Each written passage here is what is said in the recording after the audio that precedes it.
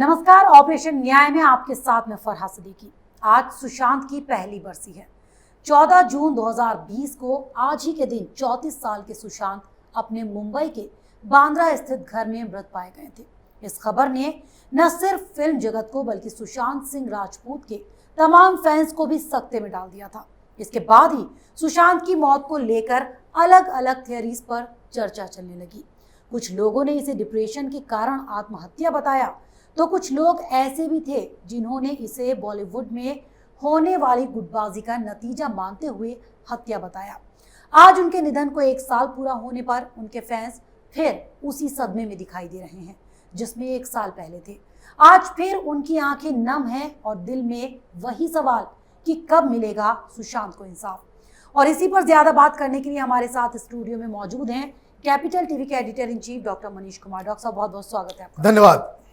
Doctor साहब, सबसे पहला यही सवाल कि क्या इस 1 साल में जांच जहां पहुंचनी चाहिए थी सुशांत के मामले में वहां तक पहुंचती नजर आती है आपको? देखिए, आज 3 बड़ी खबरें आई है। एक खबर तो एम्स के डॉक्टर के हिसाब से बताया जा रहा है कि भाई जो प्रिलिमिनरी रिपोर्ट है उसमें हमने दे दिया है कि भाई एस्फेक्सिया से जो है मौत हुई है। कुछ लोग छाप रहे हैं कि भाई डॉक्टर ने कह दिया है एम्स के कि ये एक आत्महत्या है। दूसरी खबर मैं आपको बता रहा हूं कि एनसीबी के कुछ सूत्रों ने बताया है कि किस हिसाब से ये जांच कहां तक पहुंची है, उसकी भी मैं डिटेल दूंगा। और तीसरा, सीबीआई क्या कर रही है, इसके बारे में भी कुछ नई जानकारियां हमारे पास आई है। पहला सवाल जो बार बार ये जो बॉलीवुड गैंग की तरफ से बताया जा रहा था कि उसने आत्महत्या कर ली जी। और एम्स के डॉक्टर सुधीर गुप्ता किस तरीके से एक फीमेल रिपोर्टर को व्हाट्सएप के ऊपर वो सारी जानकारी उन्होंने दे दी थी जी। जब ये बवाल मचा था। तो सुधीर गुप्ता तो अपने आप में एक कल्प्रिट है कि आप किस अथॉरिटी के तहत एक फीमेल रिपोर्टर को आपने व्हाट्सएप के ऊपर सारी जानकारियां दी, और जानकारियां भी आपने इस हिसाब से दिया कि जो आपके अधिकार क्षेत्र में नहीं है। डॉक्टर सिर्फ ये बता सकता है कि मौत की वजह क्या है, उसके आगे क्रिमिनल इन्वेस्टिगेशन करने का हक डॉक्टर्स को नहीं है, ये इलीगल है।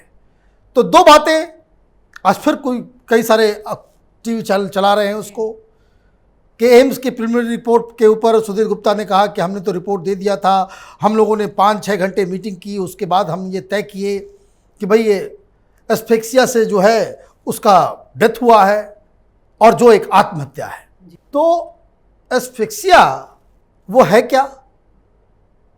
उसे कहते हैं कि गला घुटने से, सफोकेशन से किसी की मौत होती है तो उसको एस्फेक्सिया कहते हैं। ठीक, डॉक्टर कारण बता सकता है कि इस वजह से पोस्टमार्टम होता है या कोई भी रिपोर्ट इस तरह की आती है कि भाई दम घुटने से हुआ, जहर खाने से हुआ, ओवरडोज ड्रग्स लेने से हुआ। दूसरी बात, सुधीर गुप्ता ये बता रहे हैं कि उसके शरीर में शराब नहीं, ड्रग्स नहीं, कोई ऐसा एलिमेंट जिससे आदमी इस चीज़ के लिए प्रेरित होता हो वो भी नहीं। फिर उन्होंने कह दिया कि भाई आत्महत्या है। अरे भाई, गले के दम घुटने की वजह से, एस्फिक्सिया की वजह से अगर किसी की मौत हो रही है तो ये तो वजह है, लेकिन वो खुद गले में फंदा लगाया, किसी ने लगाया, ये कौन बताएगा? ये तो पीछे से उसे रस्सी बांध करके खींचा गया, फिर बाद में उसे टांगा गया। ये सुधीर गुप्ता के अधिकार क्षेत्र की बात नहीं है। इसलिए अगर इतना ही ज्यादा सीबीआई की इन्वेस्टिगेशन एम्स की रिपोर्ट के ऊपर आश्रित होती तो सीबीआई अब तक कह चुकी होती कि यह आत्महत्या है। सीबीआई से ये खबर नहीं आई है, इसका मतलब है कि कुछ और चीजें हैं जो ये तो मान सकता है सीबीआई कि भाई गला घुटने से, दम घुटने से उसकी मौत हुई, लेकिन दम घुटा कैसे, ये सवाल है सबसे बड़ा। ये बड़ा सवाल है। तो ये जो बातें हैं, इस रिपोर्ट से एक बात और सामने आती है कि जो डिप्रेशन की थ्योरी, ओवरडोज की थ्योरी, कि वो नशे में नहीं था, वो मतलब ये कि सब कुछ जो कुछ हुआ है होशो हवास में हुआ है। फिर जब आप आत्महत्या का एंगल इन्वेस्टिगेट करते हैं, सीबीआई के कुछ बड़े ऑफिसर से मेरी बातचीत हुई, तो आप उसका साइको एनालिसिस भी करते हैं। सबसे बड़ी चीज होती है कि ये आम प्रैक्टिस है कि भाई आदमी सुसाइड नोट डालता है। अब ऐसा पढ़ा लिखा आदमी, सोच विचार करने वाला, अगर वो अपना जीवन खत्म कर रहा है, he will write something. Suicide note होना जरूरी है। और मान लीजिए सुसाइड नोट नहीं है, तो फिर सीबीआई उसके मेंटल फ्रेमवर्क को स्टडी करती है कि वो फोन पे क्या देख रहा था, किससे वो बात कर रहा था, क्या वो कर रहा था, उसके 2 दिन पहले से वो किस मेंटल स्टेट से वो गुजर रहा था, जिस वजह से उसने ये फैसला लिया। हर इंसान के जीवन में दिक्कतें होती हैं, परेशानियां होती हैं। हर कोई सुसाइड तो नहीं करता है। सुसाइड करने के लिए आपके पास कोई सॉलिड रीजन होना चाहिए। वो रीजन क्या है? सीबीआई इसकी भी तहकीकात कर रही है। मुंबई पुलिस ने 2 कदम आगे चलकर यह घोषणा कर दी थी कि वो इंटरनेट के ऊपर काफी दिन से साइलेंट डेथ ढूंढ रहा था, तो पेनलेस डेथ के बारे में ढूंढ रहा था, सुसाइड कैसे करें उसके बारे में ये बाकायदा प्रेस कॉन्फ्रेंस करके मुंबई पुलिस ने बता दी। लेकिन सीबीआई के सूत्र बता रहे हैं कि ऐसा वो कुछ नहीं कर रहा था। He was in a proper normal mental state. He was looking for farmlands in Kerala and Uttarakhand. अब ऐसा शख्स सुसाइड, तो ये तो सारी थ्योरी जो है वो बेकार होती चली जा रही है। तो ये ही was force to do it, किसने किया नहीं किया, ये सीबीआई अभी जांच कर रही है। डॉक्टर साहब, सीबीआई जांच तो कर रही है, लेकिन कितना और वक्त लेगी? सीबीआई पूरा साल गुजर गया है। देखिए, बहुत सारी चीजें होती हैं, बहुत सारी चीजें आपके हाथ में नहीं होती। कि चूंकि सीबीआई एंट्री मारी है बहुत लेट से, और उसके पहले जिस हिसाब से सबूतों को नष्ट किया गया, किसी भी इन्वेस्टिगेटिंग एजेंसी के लिए ये थोड़ा सा एक प्रॉब्लम हो जाता है कि किस तरह से आप रिविजिट करें। दूसरी जो खबर आई है वो एनसीबी से आई है। एनसीबी के अधिकारियों के मुताबिक they have got some solid clue कि किस तरीके से सुशांत सिंह राजपूत और उसके आसपास के लोग ड्रग रैकेट में इन्वॉल्व थे। किस हिसाब से वहां लगातार ड्रग्स का धंधा चल रहा था। और एनसीबी से यह खबर आई है कि अभी सिर्फ सिद्धार्थ पिटानी को फिर से पूछताछ की गई है। अभी उस फ्लैट में रहने वाले सारे लोगों को पूछताछ किया जाएगा। रिया चक्रवर्ती से पूछताछ होगी, सौविक से पूछताछ होगी, सैमुअल मिरांडा से पूछताछ होगी, सारे लोगों से फिर से पूछताछ होगी और फिर से इनको जुडिशियल रिमांड में लिया जाएगा। क्योंकि अब एनसीबी के पास कई सारे पुख्ता सबूत वो मिले हैं और वो इस बात की ओर संकेत दे रहा है कि कहीं ना कहीं सुशांत सिंह राजपूत की मौत का रिश्ता इस ड्रग्स के धंधे से है। और ये एक बड़ी और अच्छी खबर है।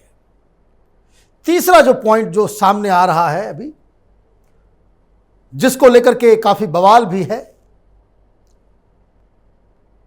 एक वकील का वीडियो सामने आया है। वो जानकारियां दे रही हैं कि किस तरीके से वो श्रीदेवी की मौत को लेकर के वो इंटरनेशनल कोर्ट ऑफ जस्टिस में वो केस लड़ रही है, तारीख पे तारीख मिल रही है। तो उनका ये दावा है कि उनके पास बहुत सारे ऐसे डॉक्यूमेंट्स मिले हैं जो उनके मुताबिक ये सुशांत सिंह राजपूत के हैं। उन हार्ड डिस्क जिनको वहां से हटाया गया। सुशांत सिंह राजपूत के घर से कई सारे हार्ड डिस्क को कोई शख्स लेकर के गया। सिद्धार्थ पिटानी सीबीआई को उन लोगों के नाम बता चुका है। अब यह दावा कर रही है कि किस तरीके से एक के बाद एक विस्फोटक खुलासे सुशांत सिंह राजपूत ने उस डायरीज में, उन पन्नों में की है। ये बिल्कुल ही कोई कोडेड लैंग्वेज में नहीं है, कोई इसमें नहीं है, उसको लेकर के एक बवाल मच रहा है। अच्छी बात क्या है, क्योंकि मैं उन सब चीज़ के डिटेल्स में नहीं जाऊंगा क्योंकि मसला इन्वेस्टिगेशन का है, लेकिन बस इसमें अच्छी बात यही है कि एनसीबी और सीबीआई को उन डॉक्यूमेंट्स के बारे में पूरी जानकारी है। मतलब ये कि एनसीबी की जांच अभी चल रही है, सीबीआई की जांच चल रही है और लोगों का जो समर्थन है वो भी अभी मिल रहा है, वो कम नहीं हुआ है। आज दिल्ली के अंदर प्रदर्शन हुआ सीबीआई के दफ्तर के बाहर, उन्हें हटाने की कोशिश की गई दिल्ली पुलिस के द्वारा, लेकिन ये लोग डटे रहे। वो लोग पूछ रहे हैं, भाई